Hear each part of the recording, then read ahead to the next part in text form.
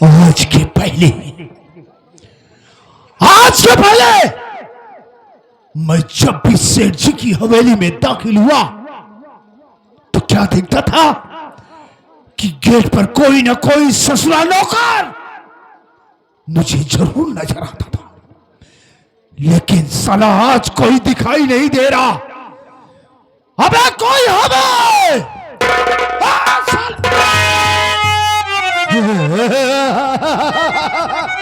कहा है भाई, कहा है ससुरा? कहां भाग रहा है भाई? ससुरा हमारी गोली से तेज भाग कर नहीं जा सकता है। कहो गोली पहटबो कर सका। बेटा हम तुमको ऐसी जगह गोली मारेंगे जहां हमारी गोली को तनिक भी तकलीफ नहीं होगा बे। हमका बक्सा दे। अच्छा तो का बक्सा दे ससुर तोहार मुंह दिखाई करी वो वाला नहीं, तेरी जान को बख्श दूं। बक्स दे। ए बे का नाम है तोरा रे? हमार नाम बता साले क्या नाम है तेरा? राम शरण छेउकी दाल। राम शरण छेउकी दाल। तोहरी बहनी का नाम है सारे? जाने रघुनाथ। हे साले यू ब्लडी ओल्ड मैन, शायद तू हमरा को जानता नहीं है बे। पहली बार मिला हो। हाँ साले, this is my first and last warning to you. तुझे पहली बार और आखिरी बार समझा रहा हूं, आइंदा ससुरा गुस्ताखी करने की कोशिश किया तो मां कसम साले तू अकाल मौत मारा जाएगा।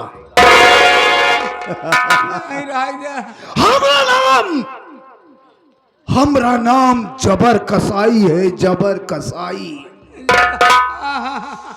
बेटवा जैसे कसाई बकरे को काटता है ना, जैसे चिको बकरे को काटता है, उसी तरीके से जबर कसाई इंसानों का पेट फाड़कर उन सालों की अतड़ियां निकाल।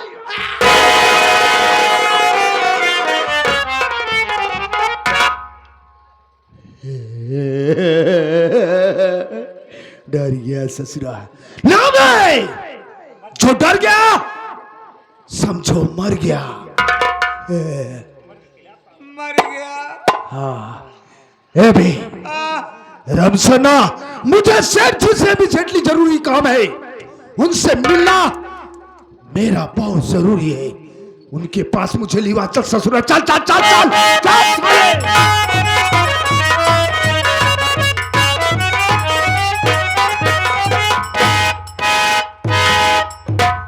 सेठ जी के कदमों में गुलाम जबर कसाई का प्रणाम स्वीकार।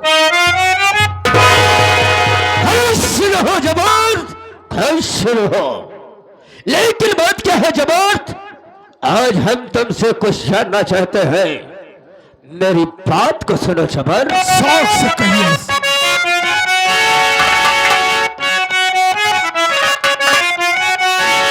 खाना तंगता है, जबर इसलिए घड़ी है।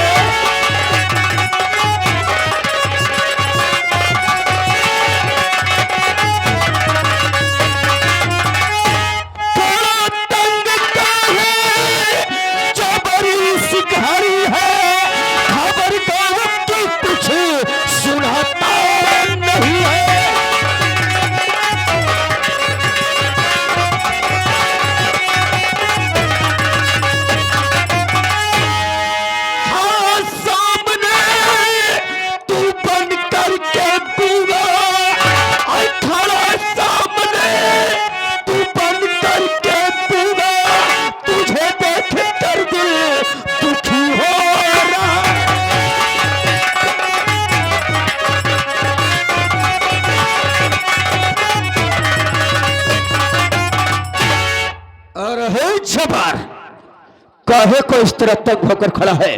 आखिर बात क्या है जो आज मेरे सामने गूंगा जैसी शक्ल बनाकर खड़ा है। क्या इस लखनपुर में कोई नई नवेली दुल्हन नहीं आई? कोई सुख समाचार नहीं सुना रहे हो? बात क्या है जबर? सेठ जी, कसम हैदराबाद की, आज के पहले क्या मैं जब भी कभी आपकी हवेली में दाखिल हुआ तो क्या आपके लिए कोई शुभ सूचना लेकर नहीं आया मैं? अरे जबर, ऐसी बात के लिए तो हैरत है। आखिर बात क्या है? अगर ऐसी बात है तो हमारी बात को आप ध्यान से सुनिए। आज खबर ये कि नहीं साहब, तुम्हें मैं सुनाऊं।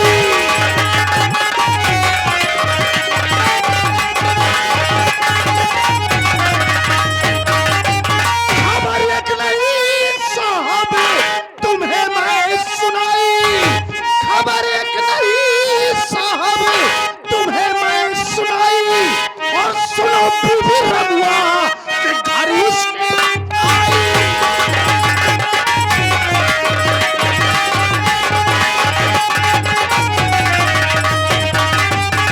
इजाजत अगर हो उठाओ उसको लाओ।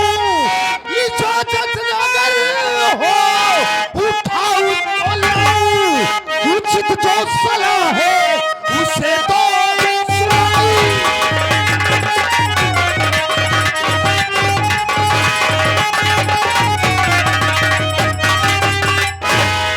सेठ जी, आप इस लखनपुर का रहने वाला जो रमुआ मजदूर है, आप उस रमुआ को जानते हैं? अरे जबर, अच्छी तरह से जानता हूँ उसको साले को। भाई साला रमुआ, उसने आज अपनी शादी किया और उसकी नई नवेली दुल्हनिया आकर उसकी झोपड़ी में बैठी है।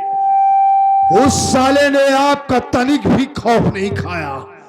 आपके नियम, आपके वसूलों का उल्लंघन किया, जो कि ससुरा स्वेच्छा से अपनी मेहरिया को लाकर आपके कदमों में नहीं डाला।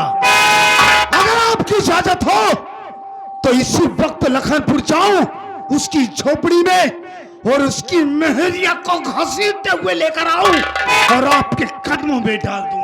अरे जबर, इतनी जबर औकात साले रमुआ की, जो अपनी बीवी को साले हवेली तक नहीं भेजा और तू यहाँ पर यज्ञ लेने के लिए खड़ा है। मेरी बात को सुन।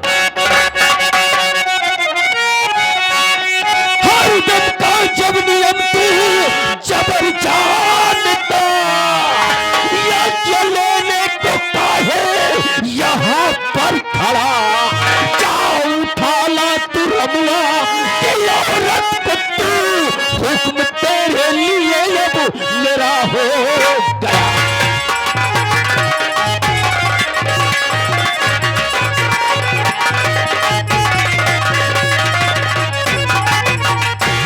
अरे जबर, जब तू हमेशा का नियम जानता है तो काहे को यहाँ पर यज्ञ लेने के लिए खड़ा है? जाओ उस ससुरे रमुआ की बीवी को उठाकर इसी वक्त ला, हम तुझे आदेश दे रहे हैं।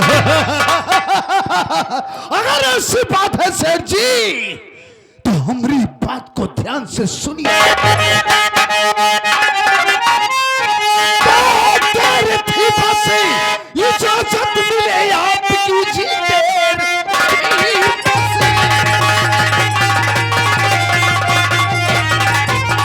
इजाजत मिले आपकी, हुक्म बजाने को गुलाम तैयार है। किसकी हिम्मत जो रोके इस तूफान को, डर किसी का नहीं, मैं तो खुद बब्बर।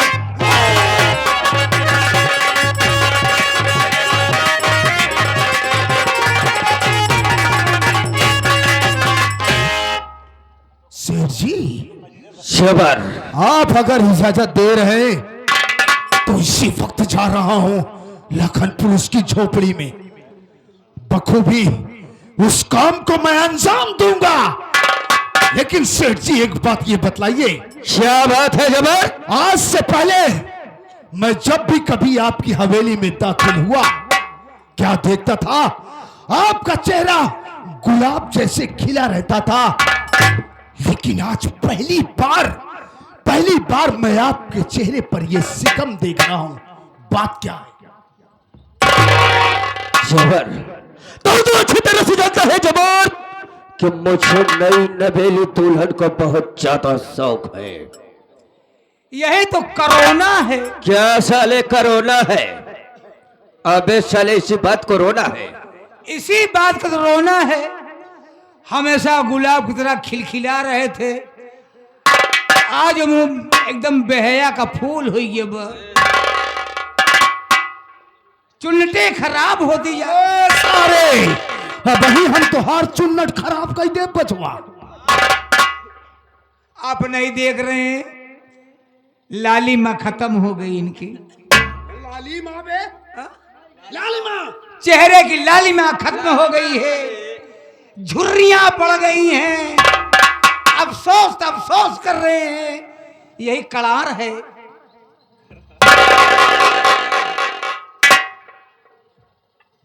जब सारे तो का बोले नहीं आवत काहे बीच में टपका था कि यही कारण है। मर जाएगा रे दूरट दूरट। सेठ जी, मैं यहां से जा रहा हूं, लेकिन जरा एक बार तो मुस्कुरा दीजिए।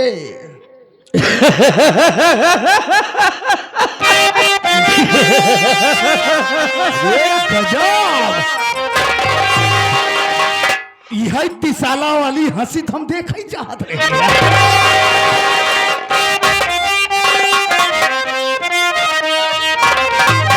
वो मेरे दिल को करार आजा।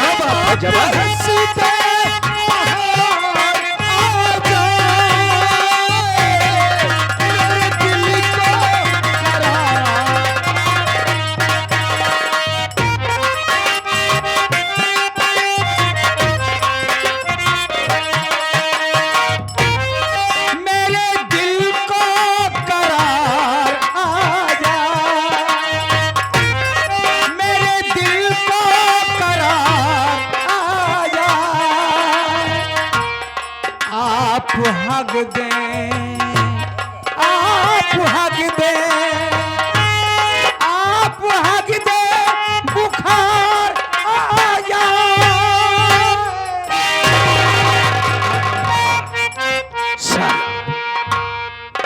आप हग दे, आप हग दे।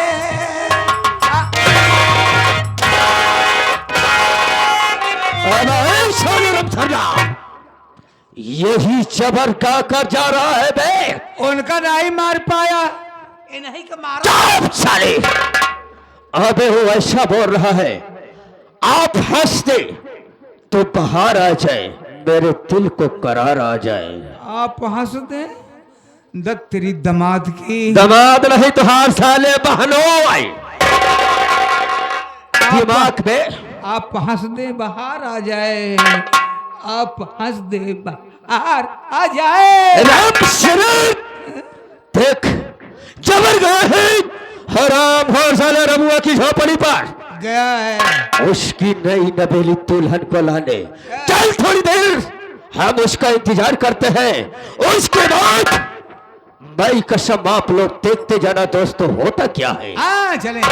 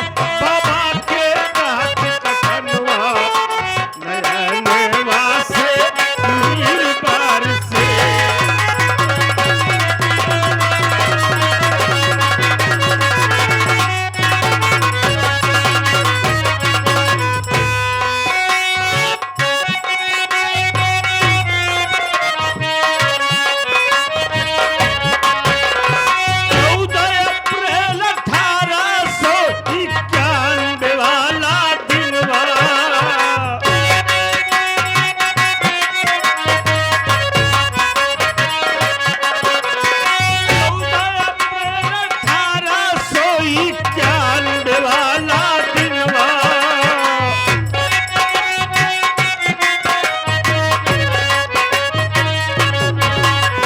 भीमा बाई की गुदिया में बाबा लिहिले जन्मवा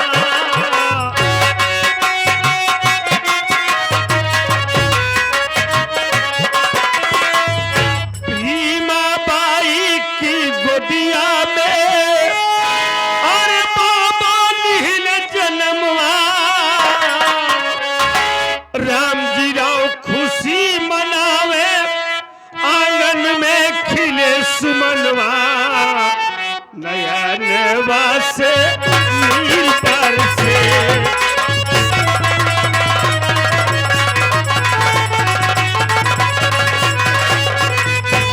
आई हो नील पर से आई हो नील पर से राजा खुशी मनाया आंगन में खिले सुमनवा नयनवा से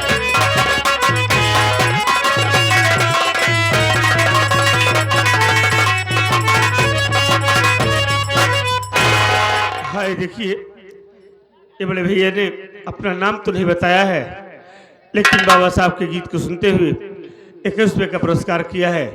जय भीम नमो बुद्धाय।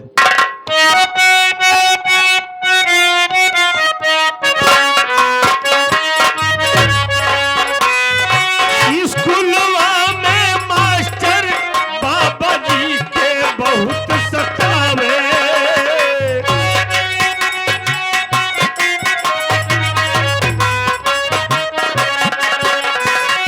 स्कूलवा में मास्टर बाबा जी के बहुत सतावे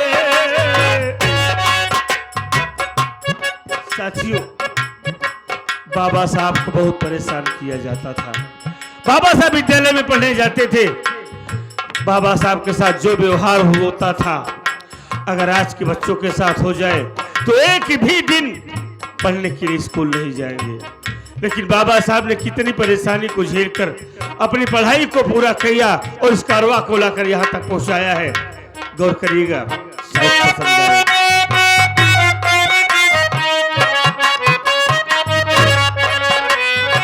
स्कूलवा में मास्टर बाबा जी के बहुत सतावे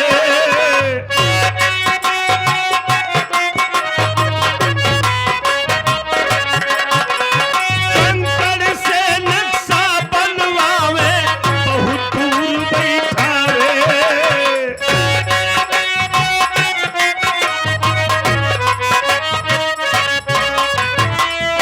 ये महेंद्र के लड़के प्रदीप कुमार जो कि गुजरात में रहते हैं 51 रुपया पुरस्कार प्राप्त हुए हैं। पार्टी हार्दिक शुक्रिया अदा करती है। साथ साथ वही में प्रदीप कुमार जो कमेटी के सक्रिय कार्यकर्ता हैं उनकी तरफ से 21 रुपया पुरस्कार प्राप्त हुए हैं। कमेटी हार्दिक शुक्रिया अदा करती है। जय हिंद।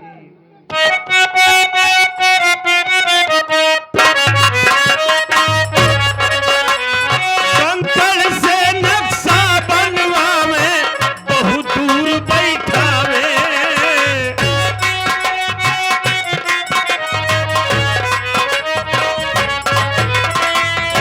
अरे कंकड़ से नक्शा बनवावे अरे बहुत दूर बैठावे कि पानी पिए न पावे। वाह रे समाज वाह रे जमाना। उस समय ऐसा था कि बाबा साहब को विद्यालय के अंदर जिस पे बच्चे टाट पट्टी पे बैठते थे उस पे बाबा साहब को बैठने नहीं दिया जाता था। जिस चौक मिट्टी से पढ़ाते थे बताते थे उस चाक मिट्टी को बाबा जी को नहीं छूने दिया जाता था। जिस मिट्टी के घड़े में पानी रखा जाता था पीने के लिए उस घड़े को बाबा साहब को नहीं छूने दिया जाता था कि अछूत है अगर छू लेगा तो चाक मिट्टी ये घड़ा सब अपवित्र हो जाएगा। लेकिन आज हमारे आपके बच्चे अच्छे अच्छे कपड़े पहनकर बेल्ट जूता टाई के साथ स्कूल विद्यालय में जाते हैं। हम आप जो आज चैन अमन की सांस ले रहे हैं ये हमारे बाबा साहब की देन है। जी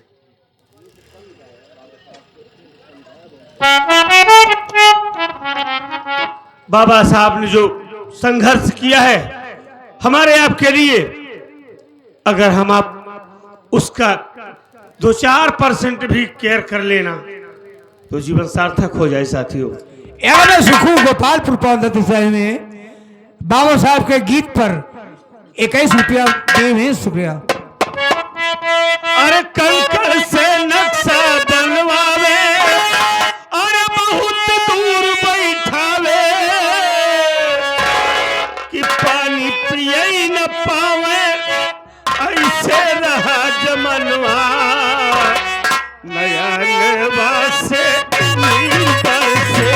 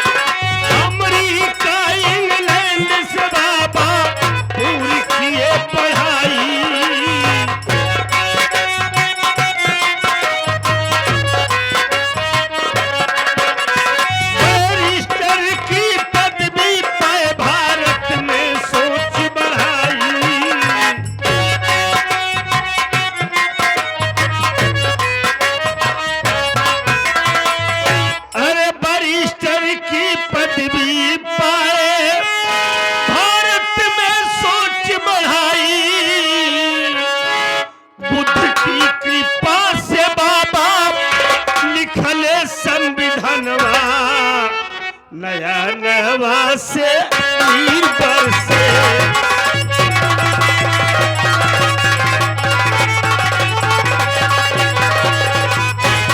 आई हो नील पर से नील पर से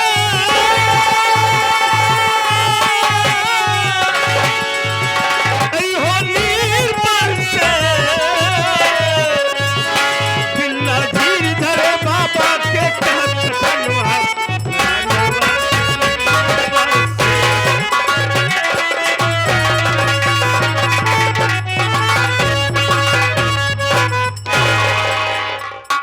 बाबूजी आप सब मेरा परिचय लें, मैं कौन हूं, कहां का रहने वाला हूं और मेरा नाम क्या है।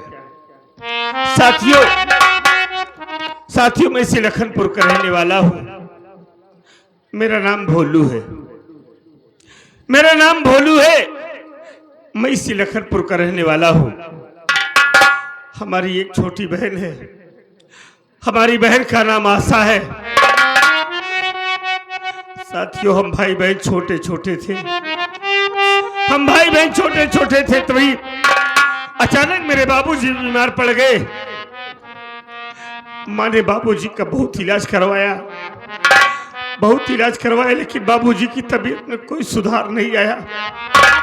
हालत दिन पर दिन बिगड़ती गई और एक वक्त ऐसा आया कि मेरे बाबूजी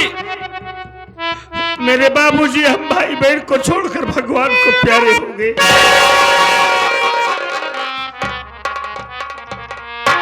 बाबूजी तो खत्म हो गए।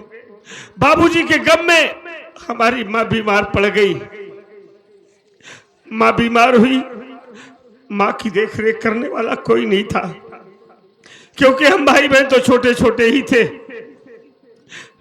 माँ की हालत बिगड़ती गई और एक वक्त ऐसा आया कि हमारी माँ भी हम लोगों को छोड़कर भगवान को प्यारी हो गई।